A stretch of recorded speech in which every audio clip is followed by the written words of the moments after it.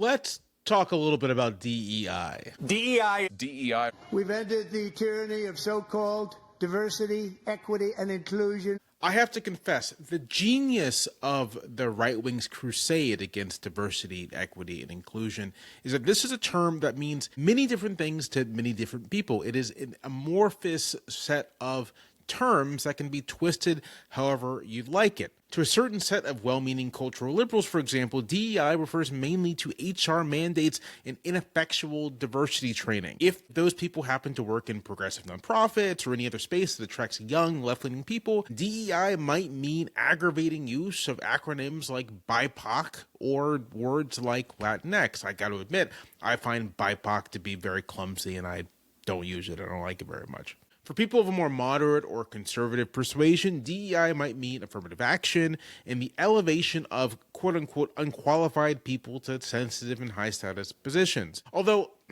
this has to be said, how one knows someone is unqualified is often left unsaid. I wonder what their guess might be. For these same people, DEI may mean adherence to liberal shibboleths about diversity, so-called virtue signaling by woke elites in academia and the corporate world. There's also a related, and I think mostly correct, view from the political left that DEI is just a smokescreen for capital and its servants, a multicultural gloss on the neoliberal agendas of the managerial classes. A lot of jargon there, I apologize. Whether corporate bean counters or university administrators. The upshot of the many meanings of DEI is that when President Trump announced at the beginning of his term that he wanted to uproot DEI from the federal government, there was some sympathy, even agreement, from those who were otherwise opposed to the administration and its overall program. If nothing else, effectively ending the battle over DEI for these voices might clear the space for a different kind of politics, less focused on diversity and inclusion than on more material concerns. Although I have to say, inclusion, integration into a workplace is very often a material concern. Whether or not you are fairly treated has something to do with how you are paid, what kind of benefits you get. Those sorts of things, but we can set that aside. But for as much as DEI means many things to many people across the political spectrum, it means one specific thing to those figures on the right wing of American politics. For them, DEI is less white fragility and silly posters about a white supremacy culture than it is the mere presence of a woman or a non-white person or a disabled person or a transgender person in any high-skilled, high-status position. And their alternative isn't some heretofore unknown standard of merit. It is the reintroduction of something like segregation. Consider the ways the administration has tried to carry out the president's executive encyclical against DEI, which called for federal agencies to, quote, relentlessly combat private sector discrimination and, quote, faithfully advance the, quote, Constitution's promise of colorblind equality before the law. Sounds great, right? Who doesn't want colorblind equality before the law? But at the National Security Agency, getting rid of DEI meant purging all websites and internal networks of banned words such as diversity, diverse, inclusive, racism, and racial identity. At the Department of Defense, led by Pete Hegseth, a Fox News host who is not qualified to be there, ending DEI meant the end of the official recognition of Black History Month, the disbanding of affinity groups like the Society of Black Engineers at service academies, and a move to curb efforts to recruit Black professionals from the sciences and technology sector. Doesn't seem like equality to me. Diversity, Hegseth has said, is not our strength. What's happening with DEI? How's that going at the Defense Department? Well, DEI is not going well at the Defense Department because it's dead. We will, as the president said in his inaugural, we will be merit-based and colorblind, and that is the case at the Defense Department. DEI is going to be ripped out root and branch. Jesse, one of the dumbest phrases in military history is our diversity is our strength. Our diversity is not our strength. At the National Institutes of Health, displays honoring women and scientists of color have been removed, and at the National Science Foundation, program officers have reportedly been directed to reject grant applications that mention anything related to diversity, equity, or inclusion. or accessibility. There is more. In addition to purging the Justice Department of anything that smacks of DEI, Attorney General Pam Bondi has instructed the agency to target private sector diversity programs for potential criminal investigation.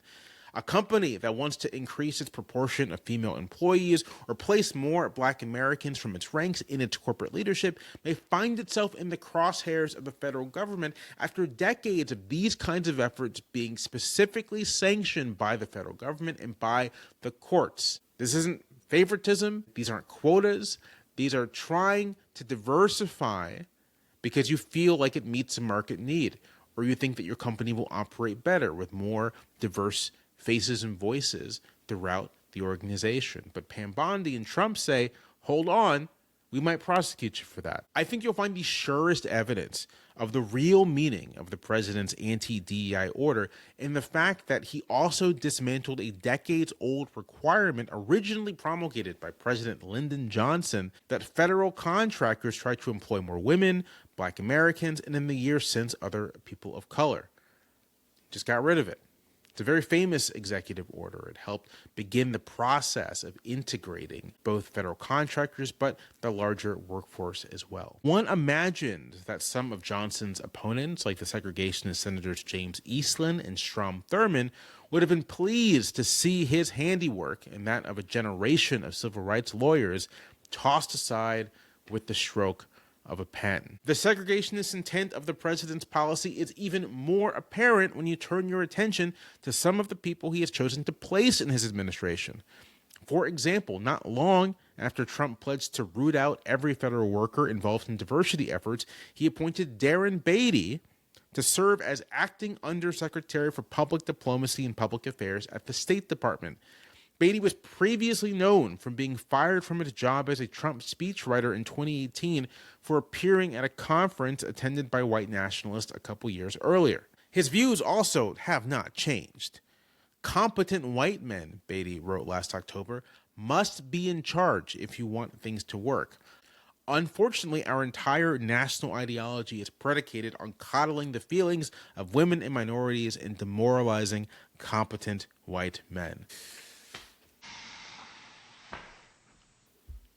Competent white men must be in charge is as close to a rallying cry I can imagine for the Trump administration. Although, of course, it strains credulity to say that either Trump or his subordinates count as competent. The president, for his part, has voiced similar sentiments since taking office. In the wake of a deadly air crash, he blamed diversity efforts in hiring for the accident.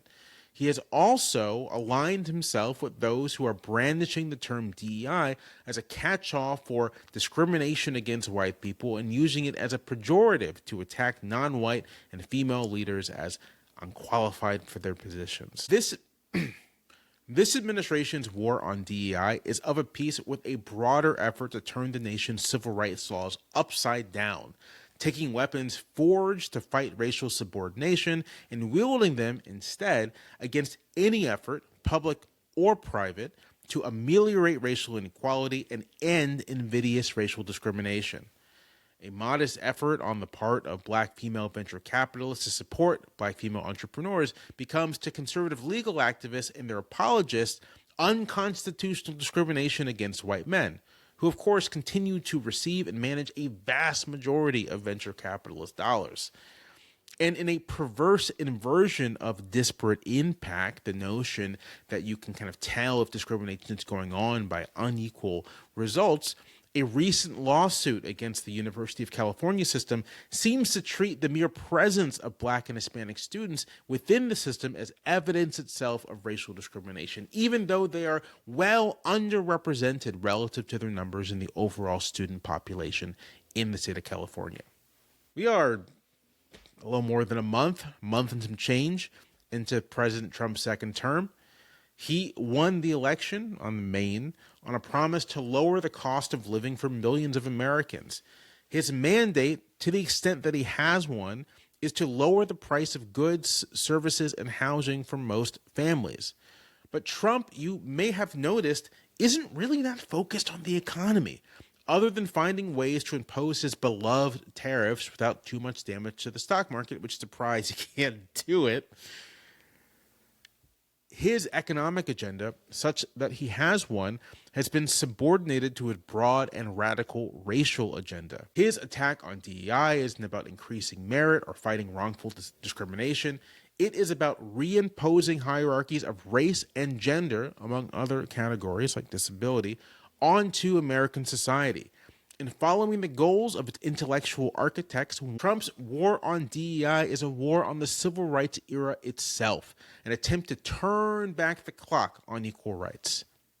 Working under the guise of fairness and meritocracy, Trump and his allies want to restore a world where the first and most important qualification for any job of any note was whether you were white and male, where merit was a product of your identity and not your ability. As is true in so many other areas, the right's accusation that diversity means unfair preferences masks a confession of its own intentions. There is no question that corporate DEI policies are more about legal compliance than they are some vision of justice and equality. But one does not have to be a fan of the DEI paradigm to understand the actual stakes of this conflict.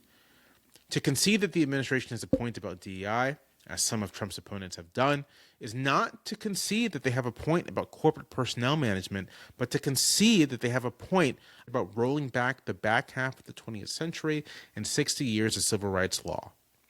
There is no silver lining here.